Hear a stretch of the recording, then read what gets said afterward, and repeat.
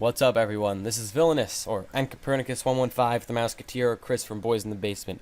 However, I'm not here to talk about Call of Duty. I'm here to talk about Blacklight Retribution, a free-to-play first-person shooter that is funded by microtransactions. I know it seems frightening, but let's break it down. Free-to-play, you don't have to pay a cent. First-person shooter, if you don't know what this is by now, I'm afraid for you. Microtransaction, you don't have to pay the cent, but you can if you really want a gun almost immediately. Now, the way that this game works is you buy all the parts for your character. You get to choose all the armor pieces, all the weapon parts, everything like that. And you can buy that in two ways. One, you can purchase in-game currency to spend, which is going to give you an upper hand because you can buy stuff earlier than if you don't have the level for it. You can also buy some exclusive camos that only people who spend money on them can get. And the other currency is earned similar to Black Ops, how like every time you completed a round you would get 10% of your XP in that COD points. Same idea here. So every time you complete a round you get like about 150-ish of these points to spend on weapons, armor, and stuff. Now, the items you buy for your character, though, are cheapest when rented for a day, but are more cost efficient when you purchase them as a permanent item. So it comes to that balance of, do you want to buy the gun permanently and have to wait to save up for that point and then have it forever, or you just want to get it temporarily, see what it's like, and just keep on doing that? So it's kind of like going to Netflix and borrowing a gun for a day and just keep on going back for it. Now, there's so much variety in what you can do with this customization. So, for example, you can have a gigantic, bulky character with a really accurate light machine gun and just run around and be a juggernaut. Or you can be a completely invisible character sprinting around the map with a machete and slicing people's heads off. Whatever you want to do, you can really do in this game, and it creates a completely different experience from any other first-person shooter I've played. Now, while the gameplay plays in the background at this point, I'm just going to explain the four different parts of customizations, because there's a lot that you can do with it, but it's four general areas. You have your guns, you have your equipment, you have your armor, and then you have your depot kill streaks, per se. With your weapons, you can buy gun parts or you can buy a pre-made gun. The gun parts can be interchanged on all of your non-pre-made guns. You can create any sort of gun out of all the parts that you have. So, for example, if you have a submachine gun and a ton of accuracy increasing barrels and stocks and stuff, you can create a really accurate submachine gun. Or you can take all those parts and switch them over to an assault rifle and have a really accurate assault rifle. However, if you buy a pre-made gun, it's going to be decked out in all sorts of parts already, and you can't switch them off. So that's the trade-off, because it's also a lot cheaper to buy the pre-made gun. So you gotta risk not having the gun of your dreams just for a bit to save some cash in order to get the gun of your dreams.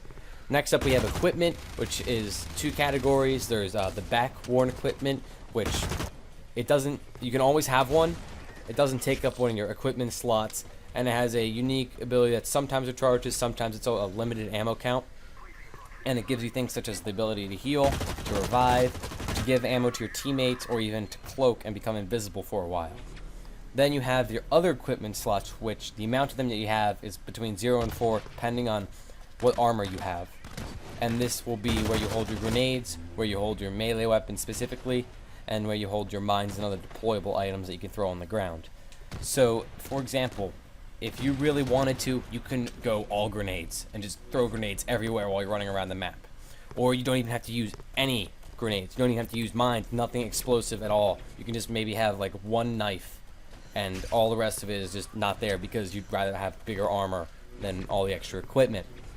Next up, we have armor, which focuses around your health, your movement speed, and your hyper reality visor, which is, if you've noticed by now during this gameplay, things just go really dark and you can see all different blips of people and stuff. Now you're allowed to see everything in this game, so it definitely increases the pace at which the game flows, but in return, now all of a sudden everybody knows where you are. So it becomes a lot harder to sneak up on people, but it's also a lot easier to find where campers are hiding and find where the action is and find the holes in the defenses to get in there and fight people. And finally, we have the depot equipment or kill streaks. Now, what this stuff is, in mid-game, you might have a ton of points accumulated from just killing everything. And you might say, hey, I want to stomp around in a giant mech suit because why not? If you accumulate enough points, you can walk over to the depot and purchase yourself a giant stompy mech suit to smash people to bits with a machine gun and a railgun. and just walk around and be a giant armored tank for a while.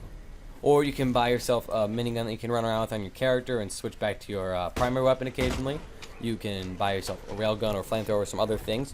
Or, which is kind of the more important part, you refill your health and ammo at these depot stations. So you kind of need to get kills and do stuff in order to, regenerate all your health fully. Otherwise, you only go back up to half health, and it's kind of a problem if you, don't want to die mid-game. So other than that, that's basically all the stuff that you buy in Blacklight Retribution. The rest of the game is just simple gunplay. There's a lot of shooting, a lot of sprinting and shooting, a lot of ducking behind corners and trying to not get shot in the face. It's basically Call of Duty, but I have to say a lot less dumb and a lot more customization. So after all that, my complaints about the game is first issue, glitches and bugs with the map that allow unfair advantages. If you haven't noticed, I fired at a guy and I've seen a guy go flying up on top of the roof, which is above me in the room that I just died in right then. You're not supposed to get up there. There's no normal way. You have to fling yourself up using a glitch in order to get up there. It gives you an unfair sniping position and also gives you a lot of cover. So that stuff needs to be fixed. They haven't done that yet. It's been around for at least a month now. But whatever. Like, it's not on every map like that. It's only this one has that problem. Then the other thing I have is graphical issues. Like, for example, that guy just ran by. He had a crowbar on his leg. When he pulls out the melee weapon of the crowbar, he doesn't actually take the crowbar off his leg. He just conjures another crowbar out of nowhere, basically pulls it out of his ass, starts swinging people with it, and then puts it away in order to switch back to his gun. So, like, maybe things like that they could improve. But other than that, this game is flawless, in my opinion. There's no issue with the balance of the guns, or the balance of even, like, leveling up and getting all the parts for it. Because you always have some semi-balance with the pre-made guns, and whatever gun you make will have its advantages and disadvantages in itself. And then with buying stuff, there's no imbalance of buying things, so you can't buy power in this game, because all you're doing is unlocking things early with your money. You're not actually taking an unfair advantage, getting extra damage because you're buying stuff with your money. It's just, it helps you get what you want sooner instead of just giving you raw power, which some free-to-play shooters have trouble with that. There's also some other free-to-play games, like I know World of Tanks is an example, and also another one called Battlefield Heroes. Both of those have the option to buy power in the game, so you can basically just make, for $10, make yourself awesome.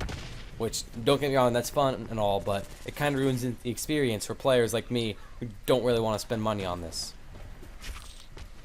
Then with the actual gameplay, quoting a person that I usually watch on YouTube, the only main flaw with the game and the gameplay is the gunfire. Everything else is great. You have an awesome art style, you have great good choices of equipments and customization. There's no real significant flaw other than the fact that your guns are kind of limited. So what, like, for example, my assault rifle, it's always an assault rifle.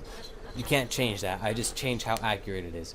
There's not like weird hybrid guns that they have yet. I know there's like a burst fire rifle, but like that's the closest you get to some hybrid of an assault rifle and something else. You don't really have crazy amazing combos going on out there that give you significant disadvantages or anything. It's really just a lot of kind of similarities to games like Call of Duty, with you have a gun and you modify it, but it just goes all out with the modify it part, which personally I like it. It reminds me of Ghost Recon, Future Soldier, how they did that, where like you have all these different parts for your gun, you get to choose exactly how your gun is built, kind of also like Army of Two, same idea, but then it's not like you're only using it for the single player game there, or only little bits of the multiplayer. The game is built around having that customization and getting to make this amazing warrior that you're running around and killing people with all over the place.